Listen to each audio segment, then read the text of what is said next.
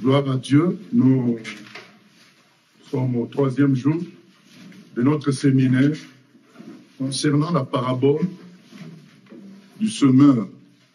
Et c'est dit comme ça, parabole du semeur, ça paraît être un sujet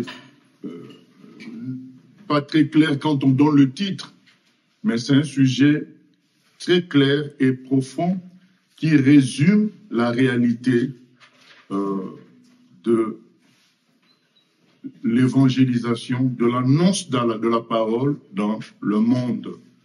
Donc Jésus quitte la maison et vient dans la mer annoncer la parole. Donc avant, il était envoyé pour les enfants d'Israël. Maintenant, Dieu ouvre la porte à l'humanité entière. Donc il se met sur une barque. Et la mer symbolise, les eaux symbolisent le monde. Et il annonce maintenant l'évangile à tous les humains. Et l'évangile est ouvert maintenant à tous les humains. Toutefois, il dit, il va y avoir, dans cette annonce de l'évangile, il va y avoir quatre réactions qu'il résume en 4 terrains qui vont recevoir la semence lancée par le semeur. Donc, 4 réactions, 4 stades, 4 états. Voilà, 4 réactions, c'est la même chose que 4 états. Mais, heureusement que c'est aussi 4 stades. Ça veut dire qu'on peut changer d'état. Heureusement ou malheureusement pour celui qui va faire une régression. Mais ce qu'il faut comprendre, c'est aussi 4 stades. 4 étapes. En même temps que ces 4 réactions et 4 états, c'est aussi 4 stades, 4 étapes. C'est-à-dire, on peut évoluer par la grâce et la puissance divine. On a commencé par le premier état, la première réaction, le terrain qui est un chemin sur lequel tombe une partie de la semence. Donc, en général, quand les gens marchent sur un chemin, même si c'était de la terre, ça durcit. Et parfois même l'eau n'arrive plus à pénétrer. Et du coup, quand les grains tombent sur ce terrain dur, eh bien, ces grains, puisqu'ils ne sont pas entrés à l'intérieur de la terre, il est dit qu'un oiseau vient, il vole. Et Jésus nous a expliqué le premier jour que c'est Satan qui vient voler la parole, puisque la personne ne l'a pas acceptée, ne l'a pas prise au sérieux. Et nous avions dit qu'attention, ce n'est pas une question de temps, c'est une question de choix. Ce n'est pas non plus la faute de Dieu, ni la faute de la parole. C'est pas inconscient que la personne refuse la parole. C'est pas inconscient. C'est une construction qui s'est faite dans sa vie, où la personne s'est produite, s'est créée une résistance, une carapace face à la parole de Dieu. Puisque nous avons lu d'autres textes dans Romains 1,18 qui montrent que Dieu lui la jugera cette personne-là. Dieu condamnera les gens qui rejettent sa parole. Donc il ne faut pas se dire, ah mais oui, mais ils n'ont pas compris. Non, mais pourquoi ils n'ont pas compris? Parce que ils se sont progressivement construit une carapace qui fait que quand même la parole serait très claire pour certains, mais pour eux, c'est pas clair. Voilà. Donc, ils seront jugés pour cela. Et nous avions dit que tout cela arrive quand on résiste à des petits signaux de Dieu. On finit par résister aussi à la parole claire. C'est dangereux et que en prenant la parabole du riche et de Lazare, nous avions montré que ce riche-là a été distrait. Il n'a pas accepté la parole dans sa simplicité quand elle est venue, parce que nous le voyons quand il dit qu'il veut que Lazare ressuscite pour aller prêcher à ses frères. Mais Abraham lui dit, maintenant, mais ils ont les Écritures, qu'ils lisent les Écritures. Lui, il a dit, non, quand quelqu'un sera ressuscité, ça sera différent.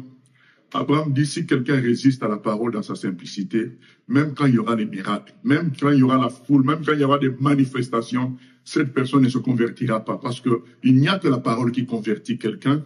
Dans la parole, il y a une grande puissance de transformation. Si quelqu'un résiste à cette puissance, les miracles l'impressionneront un temps, mais il n'y aura pas de conversion, il n'y aura pas de changement. Voilà. Et nous avons pris le deuxième jour, le deuxième terrain. C'est le terrain rocailleux, avec un peu de terre sur les pierres. Il est vrai que puisqu'il n'y a pas de profondeur, la graine pousse rapidement, produit une plante rapidement, mais cette jeune plante, lorsque le soleil brille, le soleil envoie les rayons de chaleur, le soleil donc enlève l'eau qui est dans la plante, mais puisque la profondeur n'est pas grande, donc il n'y a pas de remplacement d'eau, du coup la plante sèche, elle meurt. Donc Jésus a expliqué qu'il s'agit des gens qui sont positifs quand ils entendent la parole de Dieu. Ils ont une réaction positive, une réaction de fanatiques. C'est beau, c'est extraordinaire. Une réaction des gens émerveillés. Mais c'est des gens qui ne prennent pas les choses dans la profondeur. Ils ne prennent pas les choses dans la profondeur. Et puisqu'ils ne sont pas dans la profondeur, quand viennent les épreuves, quand viennent les difficultés, les contradictions, quand ils n'apprécient pas quelque chose que Dieu fait dans leur vie, vite fait, ils font demi-tour. Quand ils n'apprécient pas les circonstances, ils font demi-tour, ils changent de camp. Et nous en avions longuement parlé hier de cet état des choses. Et nous avons pris pour exemple deux personnes, un monsieur riche dans Luc 18 et un monsieur riche aussi dans Luc 19. On a vu les deux réactions. Le premier monsieur riche, qui lui semblait justement être très content de la parole de Dieu. Très content quand il entend Jésus, il a dit, mais bon maître, il a encensé Jésus. Mais quand on lui a dit, mais écoute, il faut aller en profondeur, vends tous tes biens et suis-moi, il nous a dit qu'il s'en est retourné tout triste.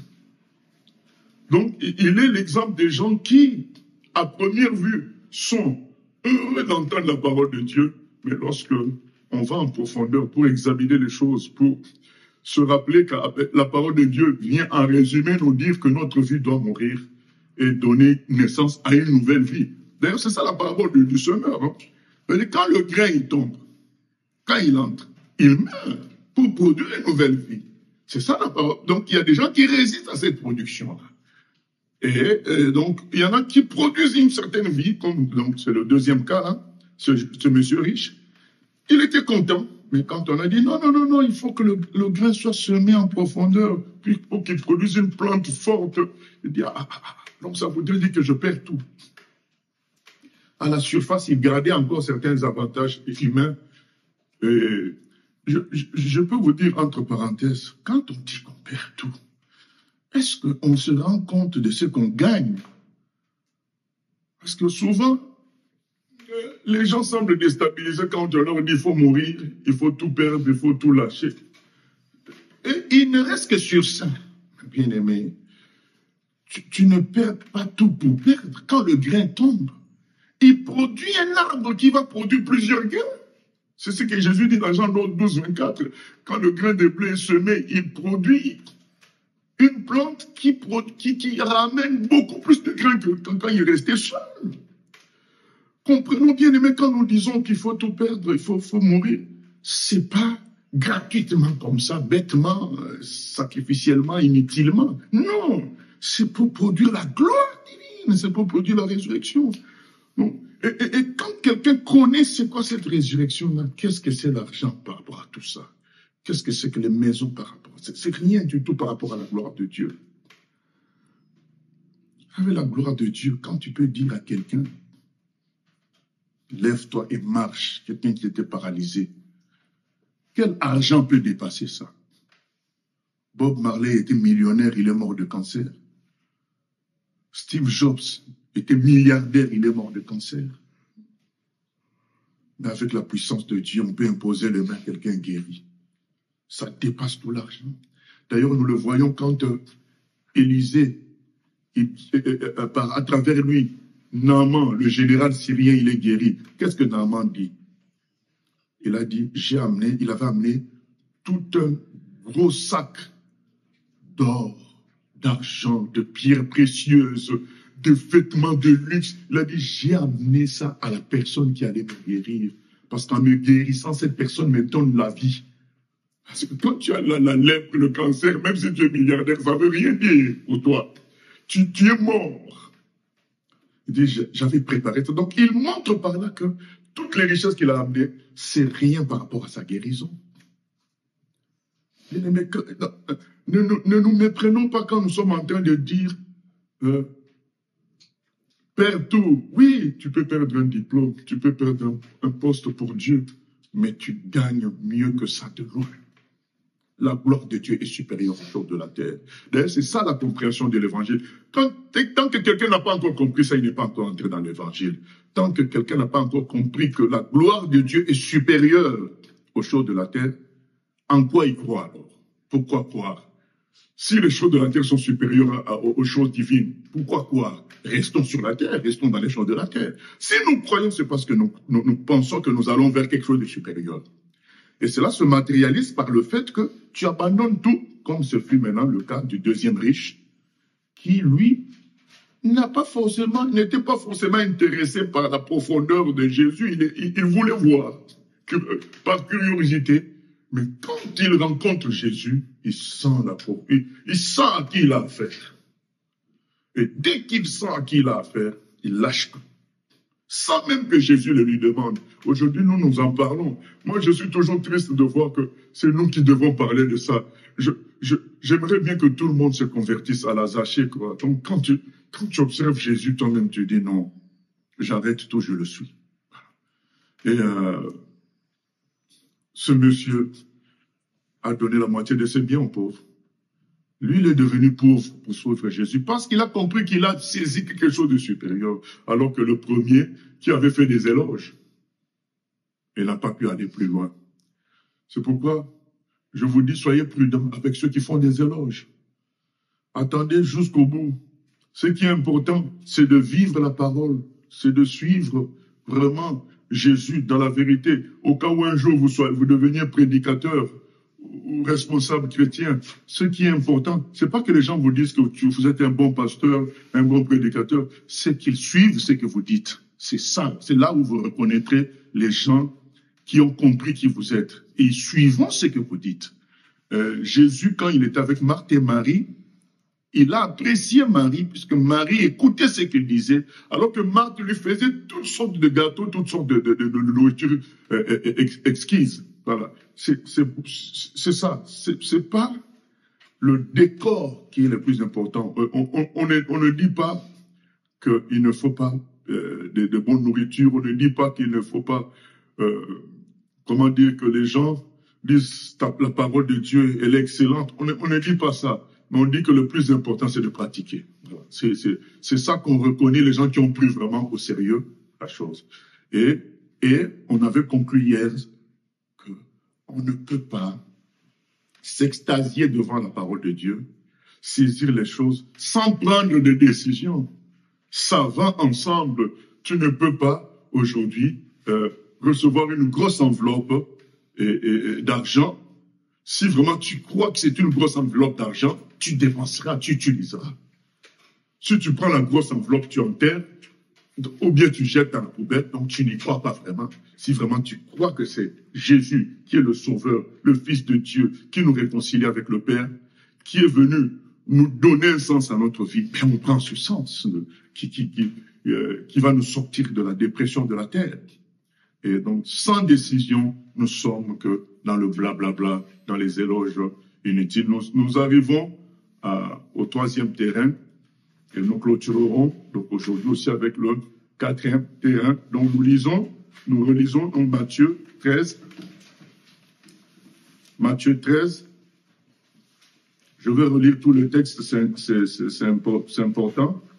Ce même jour, Jésus sortit de la maison et s'assit au bord de la mer. Une grande foule s'étant assemblée auprès de lui, il monta dans une barque et il s'assit. Toute la foule se tenait sur le rivage. Il leur parla en parabole sur beaucoup de choses et il dit, un semeur sortit pour semer. Comme il semait, une partie de la semence tomba le long du chemin. Les oiseaux vinrent et la mangèrent. Une autre partie tomba dans les endroits pierreux, où elle n'avait pas beaucoup de terre. Elle leva aussitôt, parce qu'elle ne trouva pas un sol profond.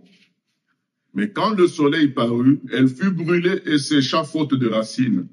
Une autre partie tomba parmi les épines montèrent et l'étouffèrent. Ça, c'est le troisième terrain.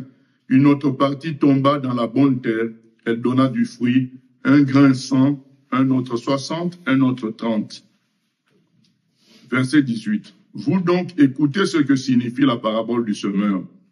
Lorsqu'un homme écoute la parole du royaume et ne la comprend pas, le malin vient et enlève ce qui a été semé dans son cœur. Cet homme est celui qui a reçu la semence le long du chemin.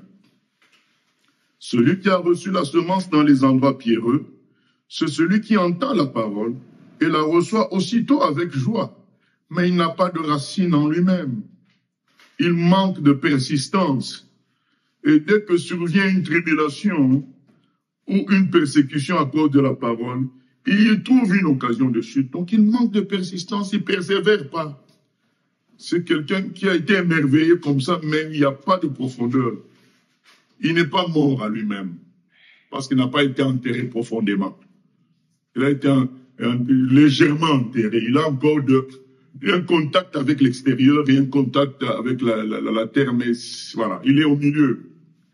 Bon, il y a le troisième cas, celui qui a reçu la semence parmi les épines, c'est celui qui entend la parole, mais en qui? Donc, c'est quelqu'un qui accepte, parce qu'on dit, il entend, il accepte. Alors que l'autre, le premier, ne comprenait pas. Lui, il a compris. Il a accepté, sauf que les soucis du siècle et la séduction des richesses étouffent cette parole et la rendent infructueuse. Celui qui a reçu la semence dans la bonne terre, c'est celui qui entend la parole et la comprend. Il accepte totalement. Il porte du fruit. Et un grain en donne 100, un autre 60, un autre 30. Amen. Voilà, nous en sommes au troisième terrain. C'est celui qui entend la parole, mais en qui les soucis du siècle et la séduction des richesses étouffent cette parole. C'est quoi les soucis du siècle? C'est quoi? Là, il ne s'agit pas de péchés simples tels qu'on les connaît. Voler, mentir, frapper, critiquer. Il ne s'agit pas de ça parce que on dit que la personne a accepté la parole. Or, la parole nous dit que tout ça, c'est des péchés. Donc, la personne sait ça et il n'en fait pas du péché. On ne parle pas de ça. On parle des soucis du siècle présent. Les soucis. Ça veut dire quoi? Ça veut dire des choses qui sont normales dans la vie des humains, mais qui deviennent un fardeau pour la personne. Manger, c'est pas interdit, c'est pas un péché. Mais ça peut devenir un souci. Donc, c'est-à-dire, tu veux à tout prix manger d'une certaine manière. Se marier, c'est quelque chose de normal. Mais lorsque ça devient une convoitise, c'est les soucis du siècle présent. Acheter une maison, c'est pas mauvais. Mais lorsque ça devient comme une recherche de statut d'assurance, c'est les soucis du siècle présent. Au fait, les soucis du siècle présent sont des choses naturelles dans ce monde. Ce ne sont pas des péchés, mais c'est comme une religion pour les gens du monde qui pensent qu'ils doivent avoir ces choses pour être heureux. Ils doivent avoir ces choses pour être accomplis. Ils doivent avoir ces choses pour être quelqu'un dans ce monde. Ce sont des soucis du siècle présent. Et c'est le plus grand piège, puisque les péchés, on les voit tout de suite comme péchés, comme mauvais, et on fait attention. Mais les soucis du siècle présent paraissent normaux. Mais c'est mon enfant, c'est normal que je l'aime. Mais attention, quand tu risques de l'aimer, dans la façon d'aimer, tu l'aimes plus que Dieu. Dans ta façon d'aimer cet enfant, tu l'idolâtres. Voilà, c'est les soucis du siècle présent. Mais ils sont cachés par une logique naturelle. Et c'est ça le grand piège. Le grand piège. Les soucis du siècle présent C'est le nombre de membres dans une église. Mais vous êtes combien? Il y a combien de gens? C'est pas ça le problème. Le problème, c'est que chaque âme soit sauvée. C'est pas le nombre. Voyez, dans les soucis du siècle présent, ce sont ces choses-là. Tu as fini de prêcher, tu as fini de chanter, tu demandes aux gens, c'est comment vous avez trouvé la chose? Mais qu'est-ce qu'il y a? Quel est le problème là? Le but, c'est pas que les gens t'apprécient ou apprécient la prédication. Le but, c'est qu'ils connaissent Jésus, qu'ils rencontrent celui qui sauve. Voilà, toi, t'es qu'un ouvrier. C'est ça, les soucis du siècle présent. C'est des choses qui paraissent normales, mais qui sont des pièges par l'importance qu'on leur donne, par notre regard sur ces choses-là. Je me souviens, une fois, je priais par rapport à ma soeur qui n'était pas encore mariée. Et je citais à Dieu son âge. Je disais, mais à cet âge-là encore, il n'est pas encore marié. Et puis, une voix m'a dit, mais où est-ce que c'est écrit qu'il faut se marier avant ou à cet âge-là? Voilà. Donc, c'est ça les soucis du siècle présent. Je n'ai pas dit qu'il ne faut pas prier pour ça. J'ai dit tout simplement que quand ça devient comme une pression, il y a un problème. Ce sont les soucis du siècle présent. Et lisons Luc 21, qui nous 21-34, ça peut nous aider aussi à comprendre ces soucis du siècle présent. Verset 34. Hein? Jésus avertit, mais il avertit les chrétiens. Il n'avertit pas les païens, là. Il avertit les chrétiens par rapport à son retour. Il dit attention. Qu'est-ce qui peut se passer? Verset 34. Prenez garde à vous-même, de crainte que vos cœurs ne s'apesantissent, ne s'alourdissent par les excès du manger et du boire et par les soucis de la vie. Voilà. Et par les soucis de la vie, et que ce jour ne vienne sur vous à l'improviste. Jésus ne parle pas de péché là. Il parle des richesses, c'est-à-dire que les excès de boire et de manger, c'est pour les gens qui ont des moyens. Donc, il dit attention à la prospérité qui peut vous conduire à vivre pour la nourriture et pour la boisson, par des excès de ces choses-là, que ça devient important pour vous. Attention, vous pouvez vous alourdir par ça et par les soucis de la vie. Les soucis de la vie, ce ne sont pas les péchés, puisque le chrétien sait que le péché, c'est mauvais. Les soucis de la vie, c'est vouloir à tout prix que, comment dire, ton mari te dise des paroles d'amour que tu vois, tu as vu dans un truc, je ne sais pas quoi, les émissions qu'on voit à la télé là. Tu dois te fiancer, tu veux que, comme on voit là, je vois sur les réseaux sociaux, les gens qui s'agenouillent avec une bague, mais c'est quoi? Et toi, tu es chrétien, tu veux qu'on te fasse des choses comme ça pour que tu sois bien. Ce sont les soucis du siècle présent. Moi, je dis souvent aux bien-aimés, vous allez voir le niveau du chrétien, en général, dans 3 réalités. Le mariage, le deuil, l'enfantement. Là, vous allez voir le niveau du chrétien. Combien de fois nous avons été surpris par certaines sœurs qui paraissaient ultra spirituelles, mais arrivées au moment du mariage, vous ne reconnaissez plus les sœurs. Transformation. Langage qui se transforme pour ce jour-là. Elle veut une robe de 2500 €. Elle veut ceci, de cette table. Vous dites, mais on a l'impression de voir quelqu'un d'autre. C'est là que la réalité sort. Tout le reste, tant qu'il n'y avait pas encore d'opportunité, on était simple. Dès qu'il y a l'opportunité, transformation. Quand il s'agit d'un deuil, quand quelqu'un meurt dans la famille, c'est là que vous allez voir aussi le niveau de certains chrétiens qui vont céder aux coutumes familiales, qui vont céder à certaines pratiques qui ne sont pas bibliques. Vous êtes là au cimetière, on parle à un mort. Oh, toi qui es parti, vraiment, ceci, cela. Maintenant, la Bible dit qu'il ne faut pas avoir de contact avec les morts. C'est dans ces moments-là où toute la famille est réunie. Il y a toute une pression familiale où on va voir les vrais chrétiens qui vont dire non, je ne fais pas ceci, non, je ne fais pas cela. Ils vont affronter cela et rester chrétiens. C'est ça. C'est dans ces moments-là cruciaux. Le chrétien, ce n'est pas la vie de l'église que vous allez le savoir, le niveau des chrétiens. Les gens peuvent venir tous les jours.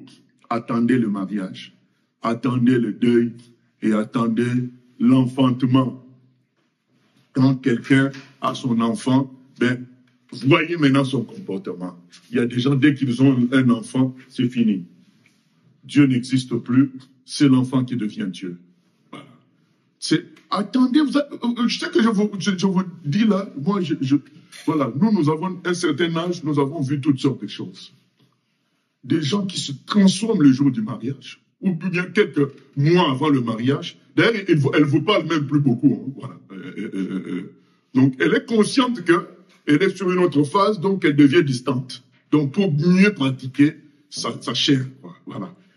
Vous allez voir, quand il s'agit de deuil, ben, il y a des gens qu'on ne reconnaît plus. Oh, mais il a fait ça? Oui, il a fait ça. Voilà. Pression familiale. Il a fait ça, oui, parce qu'il est en colère contre Dieu. Son père est mort, sa mère est morte, son enfant. C'est là qu'on reconnaît. On reconnaît les gens. Ce jour-là, on reconnaît les gens par rapport à ces événements importants de la vie. C'est là que vous allez voir qui est chrétien, qui n'est pas chrétien. Des gens qui se transforment en 2 temps, 3 mouvements dès qu'il s'agit du mariage. Bien aimé, les soucis de la vie. Et Jésus ne s'est pas arrêté là, il a dit les soucis du siècle présent, mais il a dit aussi les richesses. Hein, je reviens sur ça, il dit, celui qui a reçu la semence parmi les épines, c'est celui qui entend la parole, mais en qui les soucis du siècle présent et du siècle et la séduction des richesses étouffent cette parole. Ça ne vous dit rien tout ça par rapport aux églises de prospérité dont on entend parler. C'est ça. Vous voyez que c'est tellement clair dans la Bible. Tellement clair que, voilà, on nous dit ici que les richesses c'est dangereux. Mais ces gens-là prêchent qu'il faut être riche. Il faut, comment dire, gagner beaucoup d'argent. Alors qu'on vient nous dire que ce ne sont pas des soucis à avoir. Nous venons de lire, nous sommes en train de lire ça, et nous avons lu dans Luc 21, 34. Attention de vous laisser appesantir par les soucis de la vie. Ça va vous tuer. Salomon est arrivé à 1000 femmes. Ça commence comme ça, petit à petit. Il y a des scènes, comme on dit, irréelles, qu'on voit. Où le pasteur s'avance, il y a 3 costauds autour de lui, il a des gardes du corps. C'est quoi ça? D'où c'est venu? Les soucis du siècle présent. Nous aussi, nous sommes les ministres. Voilà, ils ont pris ce terme-là en comparaison avec les ministres de la République. Mais non, ministre veut dire serviteur, tout simplement. Ministre, c'est le même terme que diacre. Ça veut dire serviteur, en grec. Donc, au lieu de se référer au sens grec, au sens étymologique, ils prennent le sens que le monde a donné à ce mot-là, ministre de la République, donc un homme important, avec une grande responsabilité. Non, le sens étymologique, c'est serviteur, ministre. Donc, eux, maintenant, ils disent, nous sommes des ministres. Si vous m'invitez à prêcher dans votre église, donc une fois, j'avais entendu un prédicateur qui avait exigé. Donc, lorsqu'on l'a invité, il a exigé une limousine pour le prendre à l'aéroport, un hôtel 5 étoiles, une suite dans cet hôtel. L'hôtel est 5 étoiles, et lui, il exige une suite. Donc, c'est pas la même chose. Donc, tu peux avoir une chambre simple dans un hôtel 5 étoiles. Une suite, c'est-à-dire un appartement pour toi dans un hôtel. Donc, c'est peut-être 5 fois le prix d'une chambre, avec un service particulier. Et il a exigé, il a demandé, est-ce qu'il y aura au moins 1000 personnes quand il va prêcher? Je vous dis la vérité, je vous donne le nom, c'est le monsieur de KICC de Londres, Hashimolo. Donc quand il venait invité par son disciple Castanou, mais c'est ça qu'il a dit. Je veux 1000 personnes au minimum. En plus, lui-même qui le dit, en fait, il est tellement tranquille dans le péché, dans la bêtise. C'est lui-même qui le dit. J'avais exigé une suite un hôtel 5 étoiles, une limousine, et qu'il y ait 1000 personnes au minimum au moment de la prédication. Vous voyez, là où ça peut amener les soucis du siècle présent. Tu veux être quelqu'un sur la terre. Ça a tué la foi de beaucoup de personnes. Il a dit, ça étouffe. Jésus a dit, ça étouffe.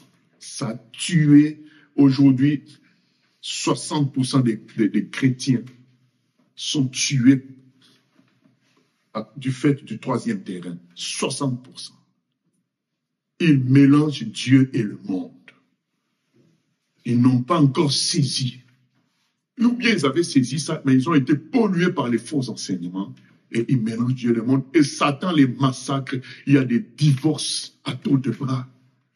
Du désordre à tour de bras. De scandales de pasteurs, surtout en Amérique et en Afrique. Des scandales en tout genre. L'église est devenue un antre de mafieux. Les gens même du monde ont peur de l'église, même plus que peur des politiciens. Tellement il y a beaucoup de choses qui se passent dans les églises. Tout ça à cause du troisième terrain, petit à petit. Parce que le troisième terrain, c'est des gens quand même qui sont dedans. Ils sont là, mais sauf qu'ils sont dans deux mondes à la fois. Alors qu'au moins dans le deuxième terrain, quand il y a la persécution, quand il y a des difficultés, c'est des gens qui reculent. On peut maintenant venir leur dire l'évangile, répéter les choses et les amener vraiment à s'approfondir maintenant la vérité. Donc c'est des gens voilà, qui ne sont pas hypocrites. Les gens du deuxième terrain, ils ne sont pas hypocrites. Ils étaient dans une joie de surface, mais ils n'avaient pas bien compris les choses. Et là, on vient leur dire, non, on vient labourer, on vient frapper encore pour que ça entre en profondeur. Mais les gens du troisième terrain, ils sont vraiment bien là, mais dans deux mondes à la fois. Et le monde de Dieu et les soucis de la vie. Ils servent deux maîtres. Lisons maintenant la conséquence quand on sert deux maîtres dans Matthieu 6. Matthieu 6, 24. Matthieu 6, 24. Nul ne peut servir deux maîtres, car ou il haïra l'un et aimera l'autre, ou il s'attachera à l'un et méprisera l'autre. Vous ne pouvez servir Dieu et Mammon. C'est pourquoi je vous dis, ne vous inquiétez pas pour votre vie, de ce que vous mangez, ni pour votre corps, de quoi vous serez vêtus. La vie n'est-elle pas plus que la nourriture, et le corps plus que le vêtement? Regardez les oiseaux du ciel, ils ne sèment ni ne moissonnent, ils n'amassent rien dans des greniers, et votre Père céleste les nourrit. Ne valez-vous pas beaucoup plus qu'eux? Qui de vous, par ses inquiétudes, peut ajouter une coudée à la durée de sa vie? Et pourquoi vous inquiétez au sujet du vêtement? Considérez comment croissent les lits des champs. Ils ne travaillent ni ne filent. Cependant, je vous dis que Salomon même, dans toute sa gloire, n'a pas été vêtu comme l'un d'eux. Si Dieu revêt ainsi l'herbe des champs qui existe aujourd'hui et qui demain sera jeté au four, ne vous vêtira-t-il pas à plus forte raison, gens de peu de foi? Ne vous inquiétez donc point et ne dites pas que mangerons-nous, que boirons-nous, de quoi serons-nous vêtus, car toutes ces choses, ce sont les païens qui les recherchent. Votre Père céleste sait que vous en avez besoin. Cherchez premièrement le royaume et la justice de Dieu, et toutes ces choses vous seront données par-dessus. Ne vous inquiétez donc pas du lendemain, car le lendemain aura soin de lui-même. À chaque jour suffit sa peine. Amen. C'est clair, bien aimé, c'est clair. Parce que les gens disent on critique, on les donne notre prospérité. Mais non, mais les Écritures sont très claires. Très claires. Vous savez, moi, ma logique est la suivante. Je me dis, Jésus nous rassure. Il dit que tu mangeras toujours. Tu seras toujours vêtu. Comme ça, ton cœur est tranquille pour le servir. Nous, on fait le contraire. Donc, est-ce que vous comprenez? C'est-à-dire que lui, il vous dit, bon, mon vieux, je t'embauche. Sache que tous tes besoins sont assurés.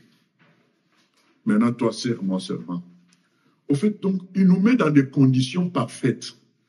Donc, au lieu qu'en même temps, nous le servions et nous cherchons quoi manger, nous cherchons comment nous vêtir, lui dit, non, non, non, non, moi je m'occupe de ce côté-là, comme ça toi tu es libre pour me servir tranquillement. N'est-ce pas un bon emploi? Je ne dis pas que nous ne devons pas travailler, mais tu ne travailles pas pour vivre, tu travailles parce que Dieu veut que tu travailles pour être utile dans la société, un témoignage. Mais en tant que chrétien, tu ne dois pas travailler pour manger. Dieu te donnera ce qu'il faut. Il veut seulement que tu travailles pour que tu montres l'utilité d'un enfant de Dieu dans la société. Et donc, quand Paul dit que celui qui ne travaille pas ne mange pas, c'est pas dans le sens que c'est le travail qui va te donner la nourriture. Non, c'est dans le sens que Dieu veut qu'on travaille, qu'on soit utile. Donc, si tu refuses de travailler, donc tu es contre le principe de travailler. Donc, du coup, tu es contre le principe aussi du fruit du travail.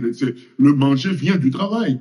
Mais Dieu te dit, pour son travail à lui, tu travailles pour moi, moi je m'occupe du reste. En tant que chrétien, je m'occupe de vous, vous servez-moi.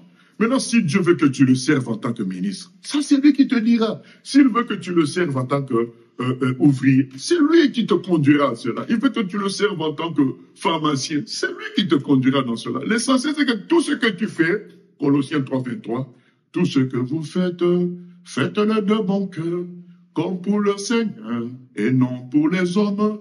Donc tout ce que tu fais, que ce soit médecin, ingénieur, tout ce que tu veux, c'est pour le Seigneur.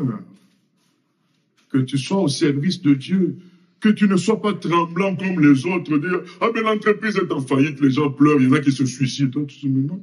Toi, tu travaillais pour Dieu. Si aujourd'hui l'entreprise est en faillite, c'est pas ton problème, c'est le problème du patron. Toi, tu sais que tu sers Dieu, ta vie c'est pour Dieu. Et Dieu s'occupera du reste. Je dis, mais je ne comprends pas ces histoires-là de prospérité. Même par l'intelligence humaine. Je dis, mais un patron qui vous dit, ne vous préoccupez pas des vêtements, des maisons, de tout ça. Vous servez, moi je m'en occupe.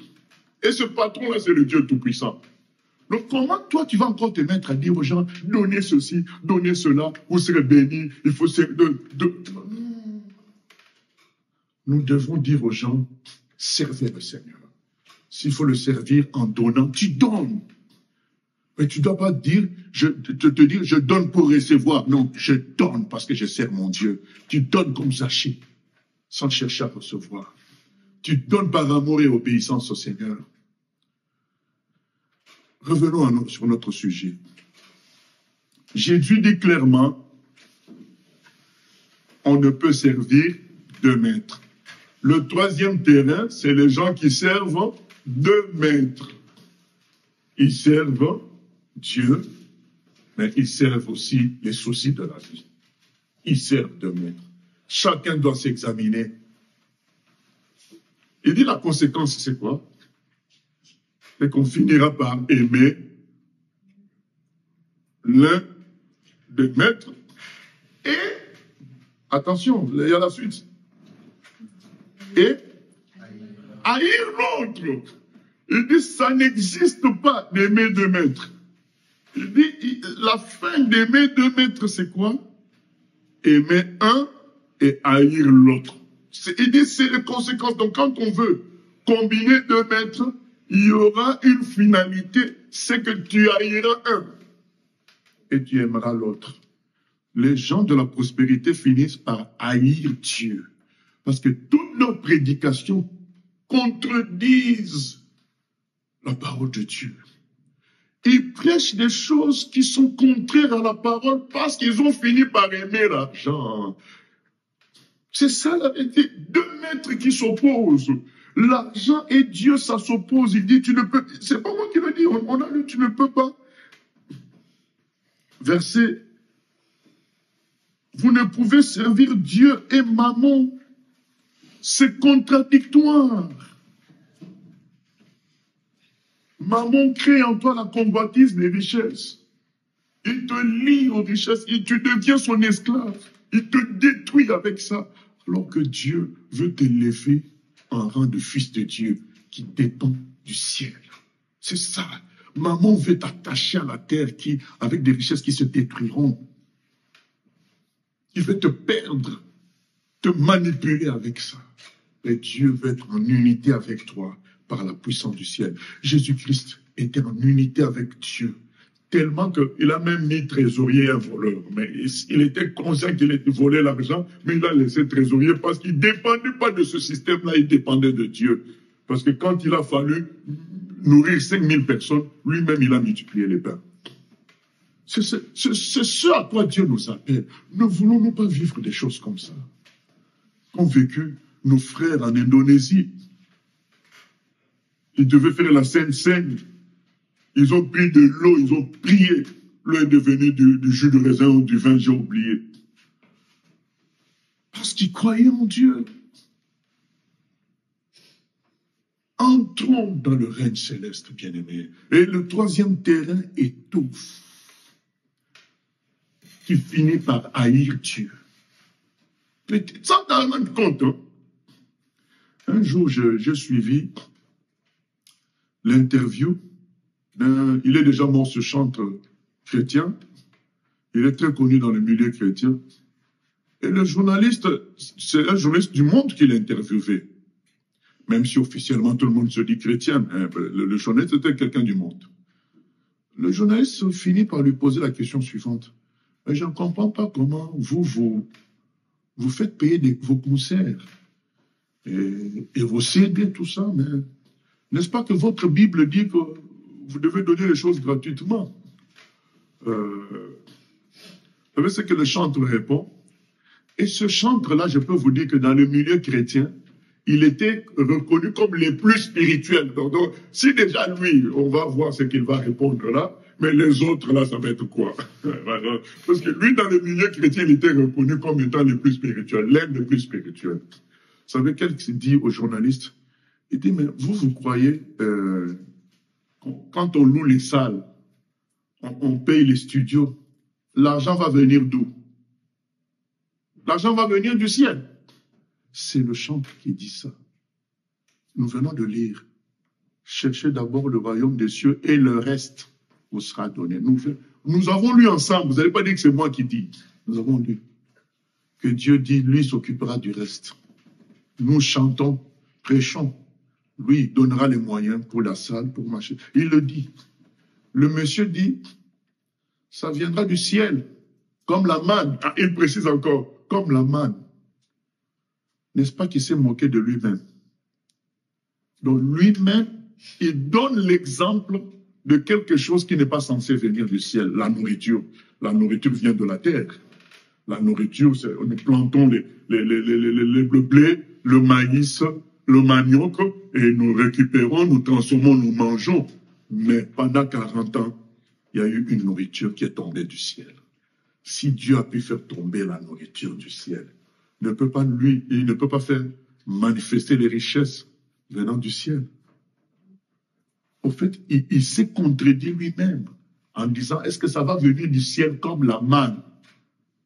Oui, puisque tu as l'exemple de la manne. Au contraire, tu dois te servir de l'exemple de la manne pour croire que Dieu donnera aussi les moyens d'une manière surnaturelle. Vous voyez, on finit par contredire la parole de Dieu. Il haïra l'un et aimera l'autre. Petit à petit, lui n'a pas atteint l'abîme de certains d'aujourd'hui, mais il y allait déjà. Et peut-être Dieu l'a enlevé avant. Vous avez bien aimé un autre danger, parce que certains diront, mais moi, je ne suis pas dans ces trucs-là, je ne fais rien payer. Mais que fais-tu de ta vie? Que fais-tu de tes moyens? Que fais-tu de ton temps?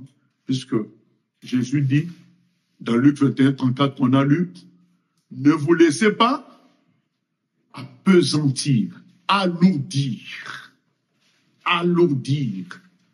par les choses de la terre. Beaucoup de gens sont devenus des chrétiens de télévision, de YouTube. Ils sont là, ils ne font rien pour Dieu. Ils regardent les autres et ils commentent. Des journalistes. Ils sont dans leur confort, sur le canapé. Ils sont devenus des analystes. Comme vous savez, ce que je ne comprends pas, il y a des gens, avant le match, ils discutent du match qui va se faire pendant 2 heures. Et le match finit encore, pendant 2 heures, ils en discutent. Ben, mais il y a des chrétiens qui sont devenus comme ça. Ils regardent les autres travailler, ils regardent les mauvais, les bons, et ils analysent celui-ci est bon, celui-là est mauvais, un machin, et même, hein, ils ne font rien. Ils se sont alourdis. Ils ne pêchent pas, ils ne volent pas, ils ne mentent pas, ils sont corrects, ils payent leurs impôts, mais toujours sur le canapé. Et ils se sont alourdis par les soucis de ce monde. Ils ne veulent pas prendre des risques. Zachée, il a donné tous ses biens. Voilà. Dans les Actes des Apôtres, les premiers chrétiens, ceux qui ne prêchaient pas, ceux qui ne marchaient pas pour évangéliser à gauche à droite, ils venaient au moins donner leur richesse pour que ça serve à tout cela, et au bien de tout le monde. Ils étaient actifs. Il y en a qui sont là. Dieu doit tout leur donner. On doit penser à eux. On doit les appeler. On doit leur poser la question, pourquoi tu n'es pas venu? Ils sont là, des bons patrons chrétiens. Mais ils ne volent pas. Ils ne mentent pas. Mais les soucis du siècle présent, en fait, ils ne veulent pas quitter leur confort. Ils ne veulent pas. Ils veulent rester chrétiens sans engagement, sans pression. Bref, ils n'entendent plus la voix de Dieu. Ce sont les soucis de ce siècle. Du moment qu'ils ont réalisé, ils ont atteint une certaine étape de confort terrestre, ils ne veulent plus le perturber. Ils ne veulent plus perturber ce confort-là. Ils ont atteint un certain niveau, il y a la maison, quelques voitures, les enfants ont fait les études. Maintenant, lui devient un membre du dimanche pour venir juste remettre le cachet pour le ciel chaque dimanche. On lui met encore le cachet, tu es qualifié pour le ciel. Et c'est tout. Ils ne paraissent pas faire le mal, mais c'est des gens qui ont renoncé à Dieu pour leur confort. C'est ça l'église d'Éphèse. Des gens qui faisaient tout bien. Dieu leur dit, mais le problème c'est que vous avez perdu le zèle. Vous n'avez plus le premier amour qui vous rendait fou. Vous savez, quand quelqu'un s'est converti, quand nous nous sommes convertis, tu allais dans toutes les réunions de prière, tu vas pas qu'il y a réunion de prière là-bas, voilà, parce que tu veux de Dieu à tout moment. Dieu dit, c'est ce que je te reproche, église d'Éphèse. Tu fais bien des choses, tu ne voles pas, tu es dans la bonne doctrine, mais il n'y a pas le feu de début. Il n'y a pas l'amour du début, tu as perdu ton premier amour. Bien-aimé, il faut, ça aussi, tout ça c'est lié aux soucis du siècle. Les soucis du siècle, ça peut être dans l'église. Hein. Tu veux faire les choses bien, humainement parlant, mais tu n'es pas entraîné par le feu de Dieu dans la folie. Mais s'il n'y a pas de folie dans le service de Dieu, tu n'es pas dans le service de Dieu. Tu es dans quelque chose d'humain. Il est écrit, les pensées de Dieu ne sont pas nos pensées. Si vraiment tu sers Dieu, il te perturbera. Parce que, comme c'est dit, nos pensées ne sont pas ses pensées. Il t'amènera toujours dans de nouvelles choses. Il t'amènera dans des situations inconfortables pour qu'il glorifie son nom. Mais quand tout est cadré, ça veut dire quelque part, tu es à ton propre service, mais dans une structure, dans une logique spirituelle. Mais non, c'est pas ce que Dieu attend. Ça, c'est, au fait, le souci de stabilité et de confort a étouffé la vraie foi. C'est pas seulement la prospérité, la richesse, de l'argent, tout ça. Le souci de stabilité, de confort, c'est aussi dangereux. Peut-être que tu ne prêches pas la prospérité, tu ne prêches pas le mensonge de l'argent. Hein?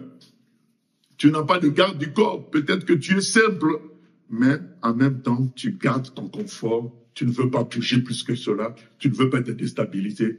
Tu es dans le souci d'une stabilité, d'un confort. C'est dangereux. C'est ce qui a tué aussi beaucoup d'églises qui nous ont précédés il y a des siècles. L'église protestante, toutes ces églises-là sont mortes spirituellement parce qu'à un moment donné, ils avaient atteint un sommet financier, un sommet de gloire C'est-à-dire, ils étaient reconnus par l'État. Ils avaient des bâtiments bien construits, des succursales partout dans la France, dans l'Allemagne. Donc, ils ont atteint des fonds financiers tellement élevés qu'ils pouvaient décider de construire un bâtiment quelque part. Ils avaient conquis le pays. Au lieu d'aller encore plus loin, ils ont voulu gérer maintenant ce qu'ils avaient. Ils ont mis des règlements intérieurs, des façons de faire pour maintenir ce qu'ils avaient. Et voilà où nous en sommes. Maintenant, ils marient les homosexuels. Oui, ça vient petit à petit.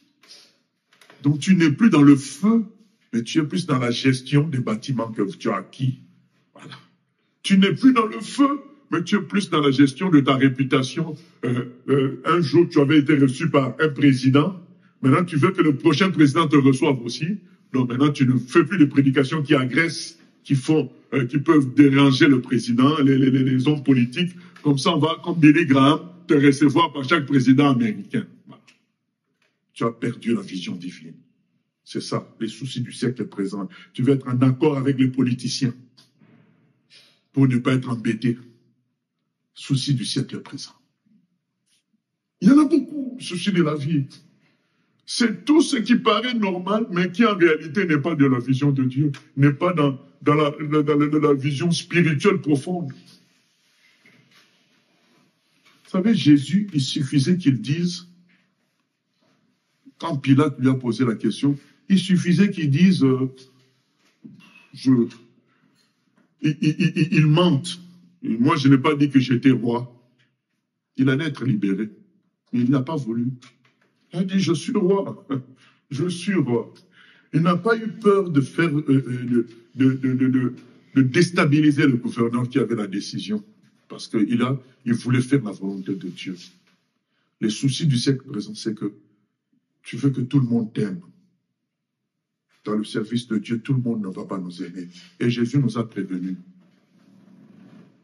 Il a dit, ils voyons. Même dans l'église, il y a des gens qui vont être là. Parce qu'un jour, tu as prêché, tu as touché un sujet sensible. Ils ont gardé une sorte de colère. Ils attendent seulement que tu chutes pour dire à lui-même aussi. Mais ça fait partie de la vie. Nous devons nous attendre à tout ça. Et maintenant, quand tu cherches à ce que tout le monde dise que tu es un bon prédicateur, tu es une bonne personne, ça, c'est les soucis du siècle présent. Ça te mènera au compromis. Toi, tu n'es qu'un perroquet. Tu dois répéter ce que le Saint-Esprit met à cœur pour que tu dises, à dire. C'est tout. Tu es au service de Jésus pour sauver les autres, pour aider les autres, mais tu n'es pas au service des autres. Tu es au service de Jésus et c'est Jésus qui te met maintenant au service des autres. C'est très important. Tu es serviteur des autres par obéissance à un autre maître. Ce ne sont pas les autres qui deviennent ton maître, c'est Jésus qui reste ton maître. Nous devons accepter la mauvaise réputation. Le frère Paul a dit, dans la bonne comme dans la mauvaise réputation, nous avons servi le Seigneur. Il y a des endroits où on l'attendait seulement pour le frapper. Si Paul arrive ici, il va voir. Il y allait quand même. Parce que lui, il disait, mais moi je vous aime, je viens vous annoncer l'évangile. Mais il a accepté d'avoir une mauvaise réputation. Il y a des serviteurs qui vont aller négocier. Bon, non, nous aussi, non, comprenez, moi, je n'avais pas parlé comme ça pour ceci, pour cela. Non, non, non. On n'a rien à négocier. Moi, quelle menace? Je connais toutes sortes de menaces. Il y a des gens qui ont dit, ils viendront faire le désordre à l'église parce que leur enfant a été baptisé, ainsi de suite. J'ai reçu toutes sortes de menaces. Mais quand j'ai des personnes au téléphone, je leur explique. Et parfois, ça devient en cause même, il sourit. Mais je dis, mais non, mais moi, je ne suis que Dieu. Vous, si vous avez un patron, vous allez faire quoi? Vous n'allez pas obéir à ce patron-là. Je leur explique ma position. Moi, je dis, mais comprenez-moi. Moi, mon patron m'a demandé de sauver les humains. Maintenant, votre enfant, il veut être sauvé. Vous voulez que je fasse quoi? Je lui dis que je ne veux pas te... C'est ça qu'on m'a envoyé par mon patron. Vous voulez que je fasse quoi? Bien aimé. Nous ne pouvons pas être aimés par tout le monde puisque notre Seigneur n'est pas aimé par tout le monde. Il est haï par la majorité. Il a dit, le disciple n'est pas plus grand que le maître. Même au milieu de nous, il n'y aura pas tout le monde qui aura la même conception de nous. C'est pas grave. L'essentiel, c'est que nous, on fasse notre travail tel que Dieu veut. Attention aux soucis de la vie. C'est très dangereux. Ça a tué l'Église visible d'aujourd'hui. Il n'y a que peu de chrétiens maintenant véritables à cause des soucis de la vie. Ils ont voulu plaire au monde, être en accord avec les politiciens, être en accord avec les gens de l'Église pour qu'il y ait toujours du monde. Non. Jean-Baptiste, quand il y a eu du monde, il a dit, mais qu'est-ce que vous cherchez? Oh, mais aujourd'hui, quand il y a du monde, tout le monde prend le micro. Vous voyez comment il y a du monde, Dieu agit. Non. Jean-Baptiste, quand il y a eu du monde, lui au contraire, il a dit, mais vous venez chercher quoi? Je ne vous ai pas invité. Oh, mais non, mais nous venons pour être sauvé. Ah, d'accord, mais répentez-vous sérieusement. Il n'a pas applaudi pour dire, maintenant Dieu me bénit dans le ministère. Non. Au contraire, il a été prudent. Il a dit, oh, attention. Attention, là. Je dois replacer les choses. Donc, bien aimé, à chaque fois qu'il y a du monde, nous devons toujours replacer la vérité. Comme Jean-Baptiste. Vous savez, les choses peuvent changer en 2 temps, 3 mouvements. Ça, je vous donne des conseils pour l'avenir. Moi, à un moment donné, nous avons reçu 5 personnes qui sont venues ensemble. Les 5 personnes sont venues dans l'église, mais c'est des fumeurs. Ah, je ne me suis pas embarrassé d'attaquer la cigarette. Pas parce que je l'ai visée, mais parce que l'esprit me mettait à cœur d'en parler. Mais je ne me suis pas dit, mais comme eux, ils fument, ils vont croire. Mais ils vont croire, mais moi, je ne les ai pas visés, en tout cas. C'est venu comme ça, je le dis. Mais bien aimé, c'est comme ça. Et parmi les 5, 2 sont restés et ont été libérés de la cigarette. Les 3 autres ont continué. Mais ils ne sont pas là. Ils sont partis. Mais si tu n'avais pas fait attention, on pouvait contaminer encore beaucoup d'autres personnes. Parce que toi, tu te réjouis seulement du nombre. Non, bien aimé. Ce qui est important, c'est de donner sa vie pour le Seigneur. C'est ça qui est important. Que le grain de blé soit semé en profondeur, mourir et avoir des intentions que de servir Dieu. C'est le 4e terrain. Parce que le 3e terrain, le grain de blé, il entre, mais il garde un autre maître.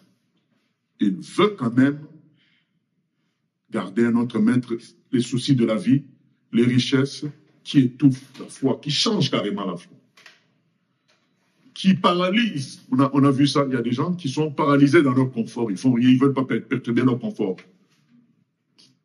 Mais le bon terrain, c'est celui qui est entré en profondeur et qui n'est pas dans un endroit épineux, qui a accepté vraiment que la vie a changé. Je ne suis plus belle. Je ne suis plus fort. Je ne suis plus intelligent. Je suis rempli de la vie de Jésus maintenant. C'est lui qui est toute ma vie. C'est des gens qui ont accepté que 2 Corinthiens 5, 17, celui qui est en Christ est une nouvelle création. Les choses anciennes sont passées. Toutes choses sont devenues nouvelles. S'il était un boxeur avant, il ne s'en souvient même plus. S'il était le premier de classe avant, c'est plus son problème. Son problème, c'est de servir humblement les autres par obéissance à Jésus-Christ. S'il était riche avant, vous savez, Charles Studd, c'était un millionnaire par héritage en Angleterre. Quand il a été touché par l'appel du Seigneur, il a pris tout son héritage, il a donné ça à d'autres organisations chrétiennes. Et lui, il a compté sur Dieu pour la mission en Afrique. Vous voyez? Donc, il aurait pu même prendre cet argent pour la mission divine. Il a dit non, là, c'est un manque de foi. Si c'est Dieu qui m'envoie, c'est Dieu qui doit pouvoir. Moi, je ne veux pas utiliser mon argent. Et vous vous souvenez, Jésus avait dit aux apôtres, ne prenez même pas votre argent. Où vous irez, c'est moi qui pourvoirai à vos besoins. Charles Studd a fait ça. Il a dit, je donne ce que moi j'avais comme héritage aux autres organisations chrétiennes. Moi, je compte sur Dieu. Je vis par la foi. C'est ça, bien-aimé, le bon terrain. Des gens qui savent maintenant qu'ils sont citoyens du ciel. Ils vont vivre sous le règne du Saint-Esprit en suivant la parole. Des gens qui vont se marier, peut-être aussi.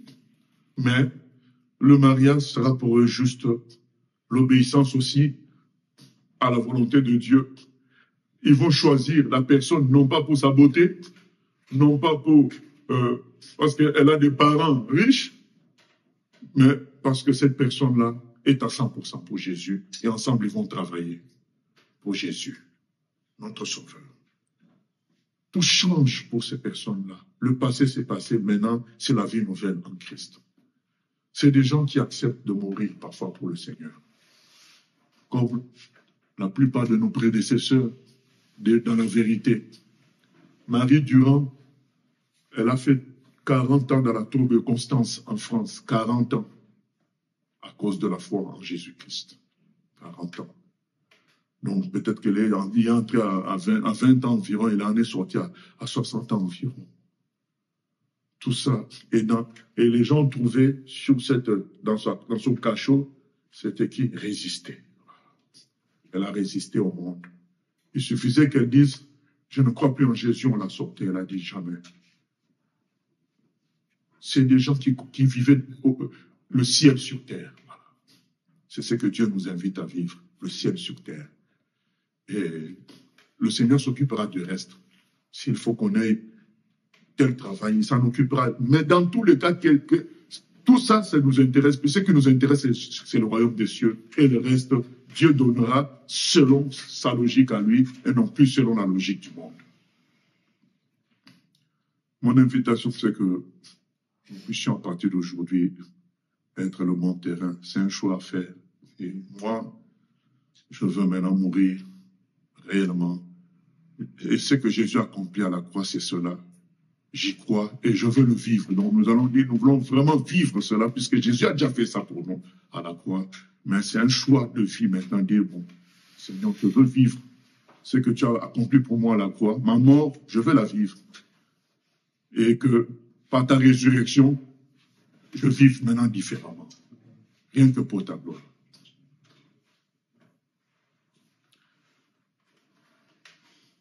La voix du Seigneur m'appelle, entends-toi et viens, suis-moi.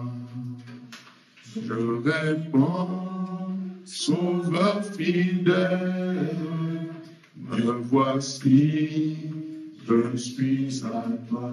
La voix du Seigneur m'appelle, entends-toi et viens, suis-moi.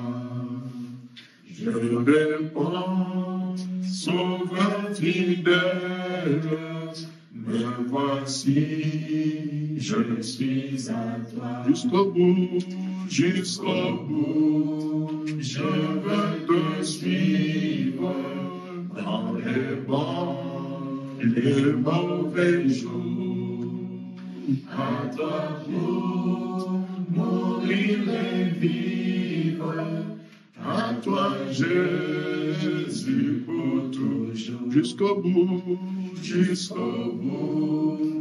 veux te suivre dans les bons et les mauvais jours. À toi pour mourir et vivre, à toi Jésus pour toujours. Que chacun prie selon comment ça lui vient en cœur. Oh Seigneur, je viens te prier pour te dire, Seigneur, je veux expérimenter réellement l'amour que tu m'as obtenu à la croix. Que je meure par rapport à ce monde. Que je meure par rapport à ce monde. Que j'accepte cette mort que tu m'as obtenue à la croix. Et que désormais, Seigneur, je vive la vie de la résurrection pour toi. Merci de te manifester dans ta gloire et dans ta puissance. Au nom de Jésus-Christ. Gloire et louange à toi, Seigneur. Gloire et louange à toi, Seigneur. De ce que parfois, malgré notre faiblesse, tu nous amènes quand même à prendre des décisions, à agir dans la vérité, malgré les conséquences parfois dures que nous subissons, Seigneur, que nous puissions persévérer dans la vérité par ta grâce. Aide-nous, Seigneur. Merci de remplir chacun d'entre nous du Saint-Esprit, de briser les dernières résistances, d'enlever les épines et de faire que nous vivions désormais que pour toi, à 100%. À toi la gloire, la louange, au siècle des siècles. Amen. Gloire à Dieu. Que Dieu nous bénisse.